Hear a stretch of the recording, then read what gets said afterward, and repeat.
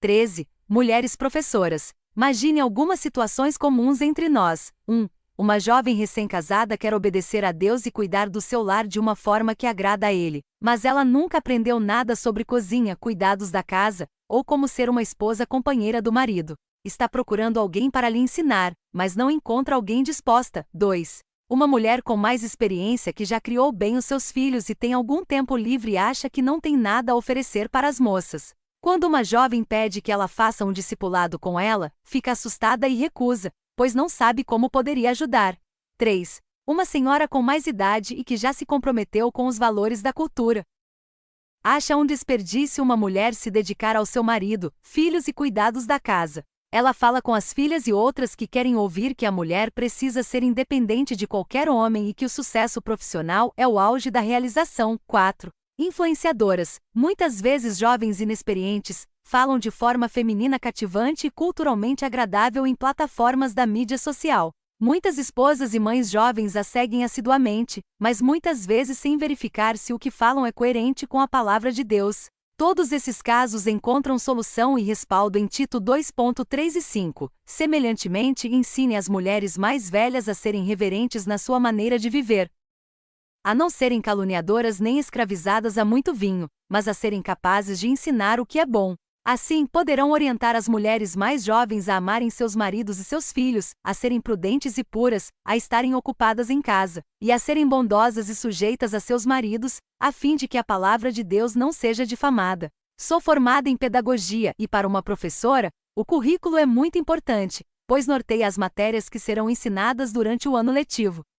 Nos anos em que lecionei para crianças de 10 a 12 anos em uma escola pública, segui rigorosamente o currículo, pois queria que os meus alunos tivessem bom êxito. Contudo, enfrentei um problema. A necessidade maior dos meus alunos era a formação moral. Faltava neles caráter, um investimento familiar para ensinar-lhes como obedecer e respeitar autoridades.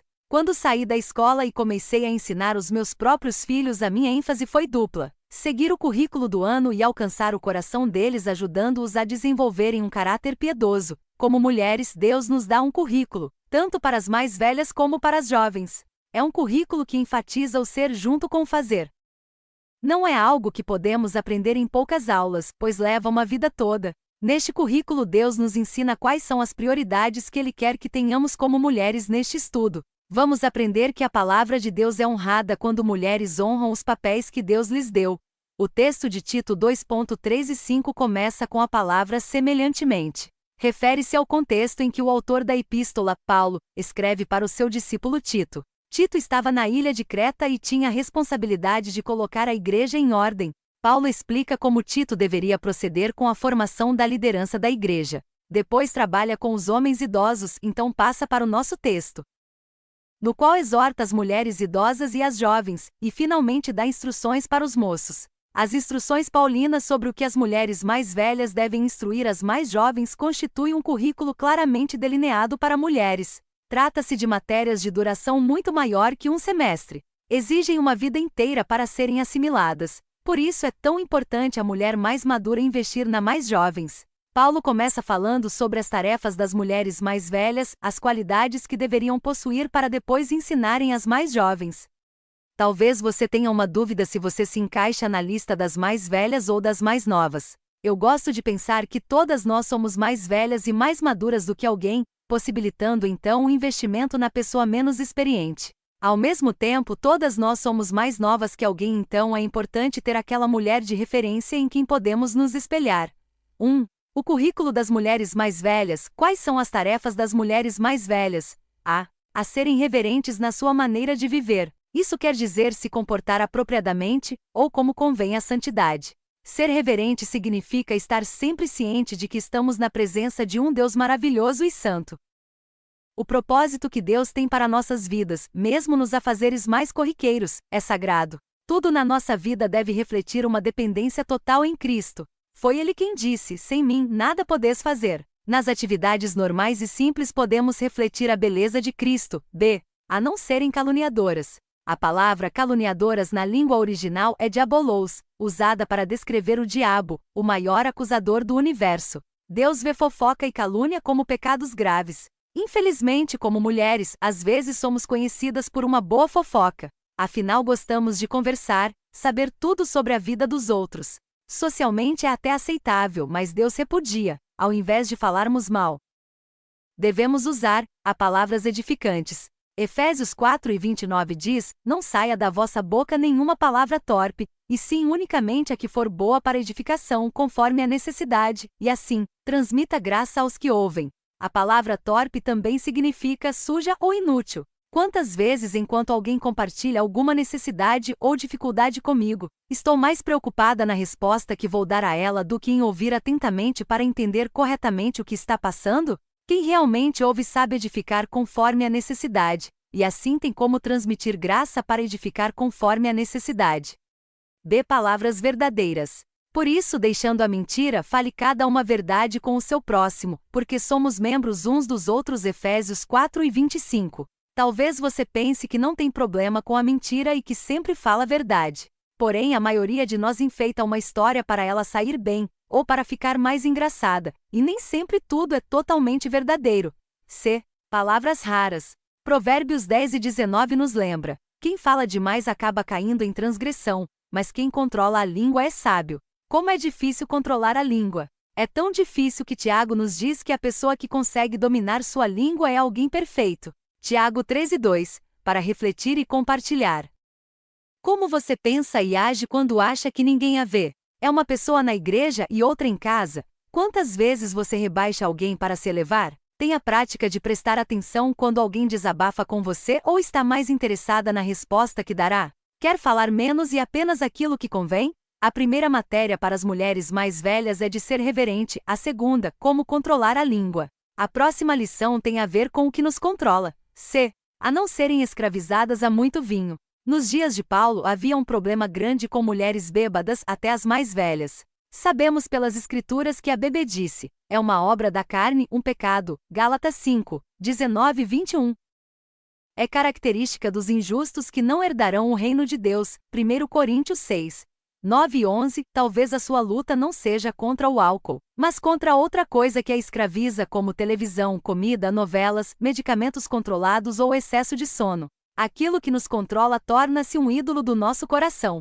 Eu me curvo diante do que adoro. Precisamos fazer tudo para a glória de Deus. Portanto, quer comais, quer bebais ou façais outra coisa qualquer, fazei tudo para a glória de Deus. 1 Coríntios 10:31. A última aula para as mulheres mais experientes já aponta para a tarefa de ensinar as mais jovens e ensiná-las bem. A serem capazes de ensinar o que é bom. O que é bom é o que agrada a Deus, implica ensinar a obedecer ao que Deus pede de nós. Ela tem fé suficiente para entender que aquilo que Deus pede de nós visa o nosso bem mesmo quando vai totalmente contra a cultura. Deus é bom e sempre quer o nosso bem para a sua glória. Ela obedece ainda que seja difícil e incompreensível. A melhor forma de ensinar é por meio do exemplo. Quantas mulheres jovens sofrem por não terem ninguém para mentoreá-las? Elas acabam agindo de formas erradas por não saberem melhor, para refletir e compartilhar. O que controla sua vida? Conforto, aparência, reputação. Você deseja ser totalmente controlada pelo Espírito de Deus? Como entregar o controle a Ele? Você ensina a outras pessoas o que Deus diz mesmo que não seja algo popular ou é tentada a dizer o que os outros querem ouvir? Sua vida serve de exemplo ao ponto de ser imitada. Quem consegue ser uma mulher madura assim na própria força? Ninguém. Contudo, Deus não apenas nos dá as orientações, Ele também nos capacita a segui-las. Deus colocou o Espírito em nós para Ele viver por meio de nós e desenvolver essas qualidades. Somente na dependência total dele é que conseguiremos obedecer ao que Ele nos pede. 2. O currículo das mulheres jovens. Passamos agora para a tarefa das mulheres mais jovens. O que as mulheres maduras ensinam para elas? O fato de que existe uma lista que as mais velhas devem ensinar às mais jovens chama atenção, pois indica que tudo pode ser aprendido. Muitos itens na lista vão contra a cultura, mas precisamos ser transformadas para mostrar a eficácia da palavra de Deus. Esta lista se divide entre o ser e o fazer. Para simplificar, quero juntar as qualidades do que devemos ser para depois falarmos do fazer. Há qualidades do ser. A serem prudentes, puras e bondosas. A ser prudente significa ter bom senso, uma mente sã, pés no chão e controle. Uma mulher experiente sabe ajudar a mais jovem a esperar e a tomar decisões acertadas. Uma característica do jovem é querer tudo rápido sem muita espera. A mulher com mais tempo de vida ajuda a agir sabiamente, dentro das condições que elas têm. Também pode ensinar que a vida passa por fases, não vivemos tudo no mesmo dia. As prioridades mudam conforme as fases em que estamos. Uma mulher solteira terá prioridades diferentes da mãe jovem com 3 crianças pequenas em casa. A mulher madura pode guiar as mais jovens a agir apropriadamente no momento de vida em que estão. B pura neste texto significa santa, sagrada, livre de pecado, inocente. Não visa apenas ao exterior, mas também o interior, os pensamentos. Romanos 12:2 nos ensina: e não vos conformeis com este século, mas transformai-vos pela renovação da vossa mente para que experimenteis qual seja a boa, agradável e perfeita vontade de Deus. Somos bombardeadas diariamente pelos valores passageiros da cultura e precisamos avaliá-los conforme a Bíblia. Renovar a mente nos fala da importância de controlar os nossos pensamentos. Conseguimos pensar um pensamento por vez. Escolha bem. O nosso agir e pensar precisam glorificar a Deus. Ser bondosa significa ser generosa, gentil. A bondade se refere tanto aos atos bondosos quanto ao falar de forma gentil. Essa frase vem logo depois de estarem ocupadas em casa. Parece que o foco principal da nossa bondade se manifesta com as pessoas da nossa casa, as pessoas mais íntimas. Uma paráfrase de 1 Coríntios 13 que nos adverte quanto à inutilidade de fazer muitas coisas, mas sem amor ou bondade seria: ainda que eu tenha uma casa tão impecável que as pessoas possam comer no chão da cozinha, e prepare refeições incrivelmente deliciosas com um orçamento apertado, e transforme minha casa em uma vitrine com qualidade de casa de revista. Mas não faço tudo isso com bondade, isso é nada.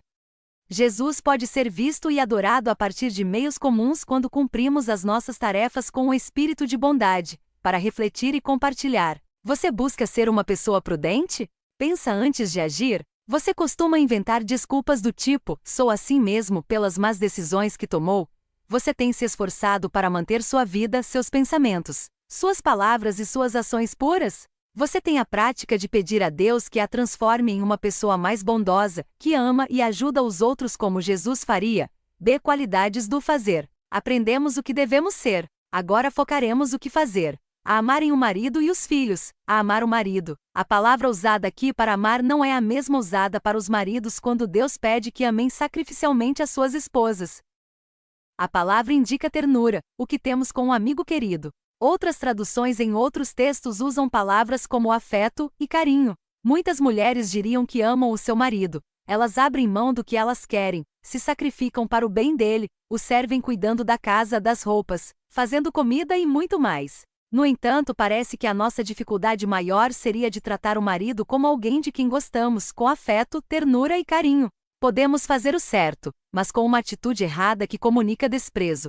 Deus quer que amemos o marido e o tratemos com respeito, dignidade e carinho. B. Amar os filhos. Hoje parece que muitas pessoas amam e valorizam mais os seus bichinhos de estimação do que os filhos. Há um número crescente de casais que decidem não ter filhos, pois eles complicam a vida, bagunçam carreiras, dão trabalho e outras razões mil. Para Deus, filhos sempre são bênção, galardão, herança, algo bom. Salmo 127. As mulheres mais maduras precisam ensinar para as jovens o que Deus tem a dizer sobre o valor da maternidade e do privilégio de criar a próxima geração. Precisam conhecer o que Deus fala para então alinhar-se com o seu plano. Para os que têm filhos, parece óbvio que vamos amá-los. Geralmente não precisamos ensinar as mães a beijar, segurar e cuidar dos seus filhos com carinho. Muitas morreriam por eles e também se sacrificam muito para fazer e dar o melhor para eles. Contudo, todas nós também lutamos com a impaciência, o egoísmo e a irritação. Deus quer que encaremos os filhos como Ele os vê, como presente, herança, bênção e galardão. Temos a responsabilidade de discipular os filhos, tornando-os aprendizes de Jesus e discipliná-los, colocando-os de volta no caminho do Senhor quando eles saem dele. A estarem ocupadas em casa, serem boas donas de casa, a definição de ser uma boa dona de casa difere de cultura para cultura e de casa para casa. Podemos dizer que significa que no seu lar, a sua casa está em ordem conforme o que é melhor para o seu marido, para os seus filhos e para você. Eles moram na sua casa também e gostariam de sentir-se confortáveis nesse ambiente. Exageros por qualquer lado não convém. Uma casa suja e desorganizada onde ninguém pode achar nada é tão desagradável quanto a casa em que não consegue se relaxar por um segundo por medo de sujar, quebrar ou desajeitar qualquer coisa. Todos os membros da família devem ter responsabilidades em ajudar a manter a casa em ordem, mas a esposa muitas vezes será quem gerencia as tarefas. Quando trabalhamos esta matéria do currículo, sempre surge a dúvida sobre a mulher que trabalha fora versus a mulher que fica em casa. Não existe nenhum versículo bíblico que proíbe que a mulher tenha um emprego fora de casa, mas Deus nos fala o que devemos priorizar. Cada mulher terá que decidir individualmente quanto à possibilidade de também trabalhar fora ou não. Para as casadas, cuidar do seu marido é a sua primeira tarefa, um chamado de Deus que ninguém mais no mundo inteiro foi chamado para fazer. Cumpra bem esse papel. Se Deus a abençoou com filhos, sua segunda prioridade é o cuidado e discipulado deles. Ao mesmo tempo, Deus quer que você cuide bem da sua casa. Se você consegue cumprir essas prioridades e ainda ter uma carreira ou ministério fora do lar, que Deus lhe abençoe. Cada mulher tem habilidades, capacidades e força diferentes. A tarefa que Deus deu a você não necessariamente é a mesma que deu a outra. Faça sua decisão por si mesma diante de Deus, sem vigiar ou julgar o que outras mulheres fazem. Cada uma de nós prestará contas diante do Senhor por nós mesmas, para refletir e compartilhar. Você respeita o seu marido de forma que ele se sente respeitado por você? Você sabe o que comunica respeito para ele? Se não, que tal estudar o seu marido para aprender? Está disposta a ser transformada por Deus nesta área? Como você encara o valor de filhos? Sua visão parece mais com a cultura de hoje ou a de Deus? Esforça-se a amar os filhos da maneira que Deus quer que os ame? Você tem como prioridade manter a casa confortável para a sua família? Segue a última qualidade ensinada no texto que talvez seja a mais difícil: a serem sujeitas aos seus maridos. Nós mulheres, geralmente não gostamos muito da palavra submissão. Por não entendermos o plano perfeito de Deus, interpretamos mal a ideia de submissão, muitas vezes por sermos tão influenciadas pela cultura. Já trabalhamos mais a fundo o plano de Deus para o papel da mulher.